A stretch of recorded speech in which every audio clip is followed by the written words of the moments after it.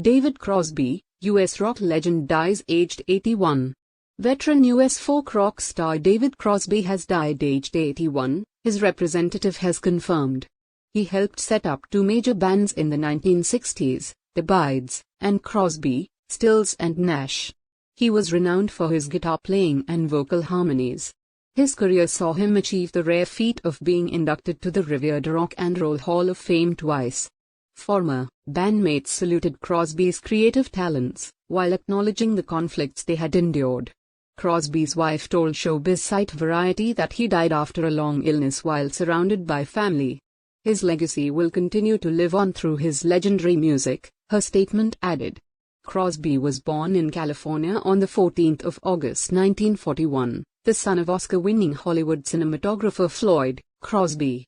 He joined the Byrds in 1964, a folk rock group who scored their first hit with a cover of Bob Dylan's Tambourine Man, and whose other singles like Turn, Turn, Turn, and 8 Miles High helped change the face of American pop and rock.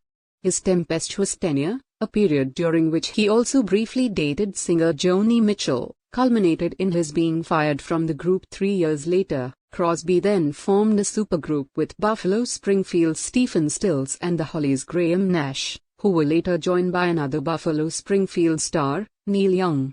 Crosby, Stills, Nash and Young made one of their first appearances at the Woodstock in 1969, and later had a hit with Mitchell's song about the legendary festival. This band, too, was beset by infighting and broke up after a few years, although they have periodically reformed for concerts since. Hits written by Crosby during his time in the band included the hippie anthems Almost Cut My Hair and Deja Vu, and he responded to the 1968 assassination of Robert Kennedy with the song Long Time Gone. He became known for his countercultural politics and trademark mustache as well as his musicianship. A 6-decade career culminated in his final album, For Free, released in 2021. The record saw him team up with one of his children, James Raymond, who had been put up for adoption soon after birth and only became acquainted with his father 3 decades later. Offstage, Crosby had multiple run-ins with U.S. law enforcement, including an arrest in 1982 on drug and weapons charges. His substance abuse had reportedly intensified after the death of a girlfriend in a car crash when he was a young man. There followed periods of ill health, and a liver transplant in 1994. Crosby's reputation for a hedonistic lifestyle saw him named 2 decades later as rock's unlikeliest survivor by Rolling Stone magazine. Crosby later expressed regret over his addictions and altercations with co-stars, telling the Los Angeles Times in 2019 he was ashamed of some of his past behaviors. Following the musician's death, former bandmate Nash expressed his profound sadness despite the two men's often volatile relationship, adding that Crosby left behind a tremendous void.